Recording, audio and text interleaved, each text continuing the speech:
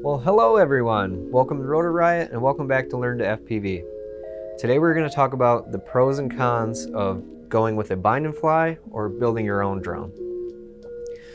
So in the bind and fly world, there's actually two different ways you can go. You can go bind and fly or you can go ready to fly. And it's important to know the difference between those two.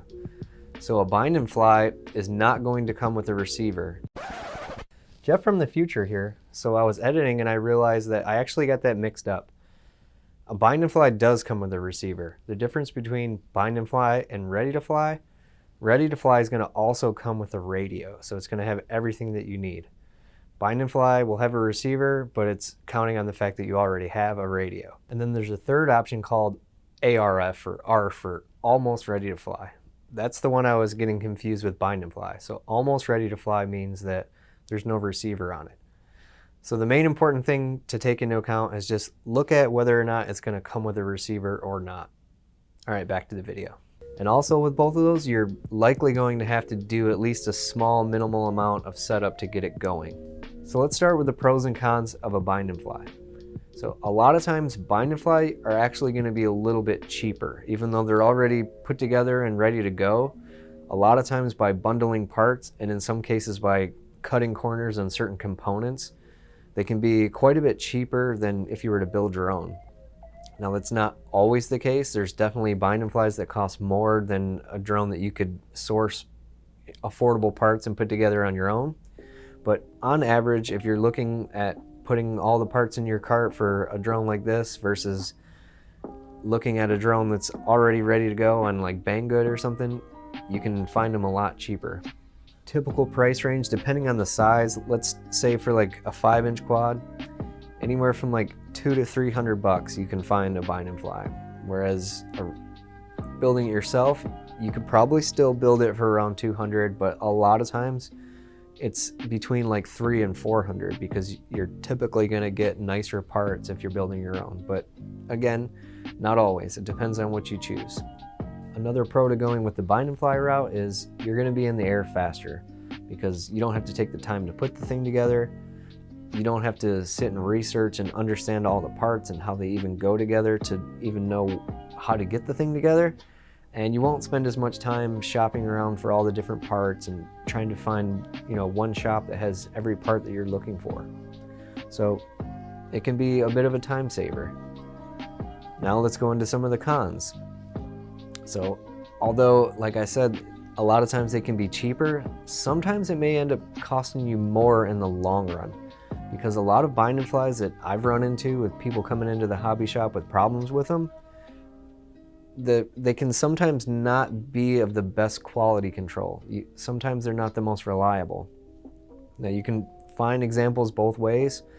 I've met people that got the cheapest possible ready to fly drone they could find and it lasted a long time. They had a great time. But I've also had a lot of people come into the shop saying, I just got this thing off of Banggood and I can't get it to work. And then I hook it up and parts are faulty right out of the gate. Another downside is sometimes when it is a cheaper drone and the price is really low, it's because they've used components that really aren't that great and you don't want.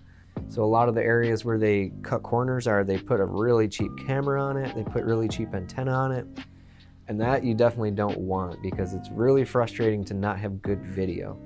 The video gear is probably at the top of my list of what I would invest money in because it's okay if it's not the highest performance flying drone when you're a beginner, but you definitely don't want to have a hard time seeing where you're going. That's just going to get frustrating. You're not even going to want to fly it. Another downside to going with the bind and fly is, at least up front and immediately, you don't really learn anything about how it goes together. Of course, obviously, that can go both ways too. So you can learn. You can take something that's already put together and look at it, figure out how everything's put together. You could even start taking it apart and putting it back together. So it's not necessarily true that you don't learn anything going to bind and fly because you will eventually it's going to break and you're going to have to fix it. But you're kind of taking a shortcut and you're not learning the things that you probably should right up front. Some other downsides might be, depending on which one you find, it could actually be a little bit harder to work on. Binding flies have kind of gotten away from this recently, but like this one in particular, the Vortex Mojo, it's really sleek and nice looking and all sealed up, but when you need to replace parts, it's actually more of a pain in the butt, because being all sleek like that, everything is all kind of hidden away inside, so it's not as fun to work on. Whereas this, I can get it open and replace parts really easily. Once you do get inside and you want to replace parts, what you'll find on this one in particular is that the parts are proprietary. They're really only meant for this drone, and you're not going to be able to just throw whatever you want in there with it. I think a lot of the bind and fly and ready to fly drones nowadays have kind of gotten away from that. So if you are going to go for a bind and fly, I would definitely recommend look for one that looks like it was just built by someone who put it together. It can be tempting to go for the really sleek and fancy sealed in nice looking one, but I wouldn't recommend that. It's going to be harder to work on, and you definitely don't want one that has proprietary parts. So let's talk about some of the pros and cons of building your own. So obviously when you build your own drone, you have full control over what parts are going to go into it. So that means you can choose things that are in your price range or the most highest performance parts. It means that you can choose things that you know your favorite store or local hobby shop maybe has those parts, so it'll be really easy to find and replace them again later. Another thing is you're going to learn all those skills that you need to put this thing together up front, so that way once you do break it and crash it, you're not stressed out. You put it together the first time, so you know how to take it back apart, you know how to replace those parts. Not always, but usually when you do pick all your own parts, you put it together, you've learned all the skills of how to get it set up and tuned right, you're usually going to get a little bit better performance out of this than a bind and fly out of the box. It's not always true. There's definitely bind and flies that have good parts and they can be tuned up and fly just as well, but it's just, I would lean a little more towards you're probably going to get a little bit overall better drone if you build it yourself. Some of the downsides are, while a lot of the people I've met in this hobby, they absolutely love building and repairing and tinkering with their drone, that's not for everyone. Some people just hate having to work on it. And while it's kind of inevitable, maybe for some people they want to do it as minimal as possible. So they'd rather just buy a bind and fly. If something breaks, they'll either just fix that one thing. Maybe they have a friend or a shop they can go to have them do their work for them. And there's really no shame in that. It's not for everybody. Like maybe some people just like to fly, they don't want to work on it so much. That's okay. But a lot of other people, they love to build. So it just kind of depends on you. Another downside is maybe it's a little too expensive to build your own drone. So like I said, you can probably put your own together for just as cheap as most of the cheapest bind and flies, but maybe even that is too much. So maybe you're going to go for a micro. And in the micro world, it's probably a lot less common to actually build your own.